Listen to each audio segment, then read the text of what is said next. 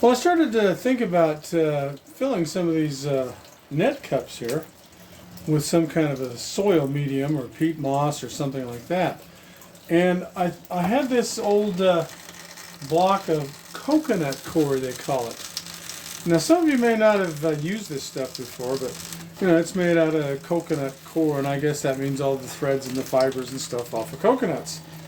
But when I had two of these blocks, and I used one before, and they're dehydrated and compressed, of course. But when you put these in a little container and put a little water with them, and they absorb the water, these things expand astronomically. So let me show you here just how much they do. But before we get to that, what exactly is coconut coir? Now, obviously, with the name coconut in it, it's got something to do with coconuts. Now, when you go to the grocery store, what you see is something like this, and you pick one of those up and you take it home and do what you do with it. When coconuts are growing on the coconut trees, they look something like this. And you see they have this green husk on them. Now, when you pick the coconuts and you take them down and let that dry out a little bit, you see you have to peel that husk off. And here's one that's partially peeled off, and you can see that coconut inside. That's what you see in the grocery store. But all that other stuff on the outside, that is what the coconut coir is. Well, they take that and shred it up and dry it out and compress it, and that's what coconut coir is.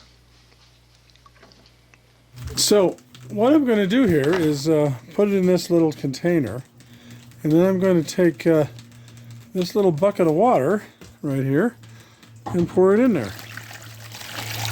Now, okay, so you get some idea of how much water and how much container is there. Now we'll come back in, I don't know, maybe tomorrow morning, and you'll see just how much this thing is expanded. Okay, this is what we've got. Remember how small this was? Now, I have just now put some more water in here, because what has happened is it's soaked up all the water that was in there, and as you can see, there's a little bit of layer here that's a little dry, so this hasn't expanded yet. But as you can see, it really expands. See, here's something coming off of here. So we'll come back here in a little bit, give this a chance to see. It's split apart here. So we'll give this a chance to expand a little more, and you can see just how much this is, more than twice what it was already. Okay, so now I've spread it out, and you can see it filled this container, you know, right up to the top. It's overflowing, and it was just a little brick, if you remember. It was about this wide and about this tall, and you know, of course, it did span the whole thing, but it expanded to that. So those things are pretty effective. So that's what coconut coir is. I found that this is pretty good stuff to use for seed starting. It's fairly cheap, and you can use it to fill up net cups and peat pots and things like that. Anywhere you might want to otherwise use peat moss or maybe perlite or something like that, this stuff works really great for that kind of application.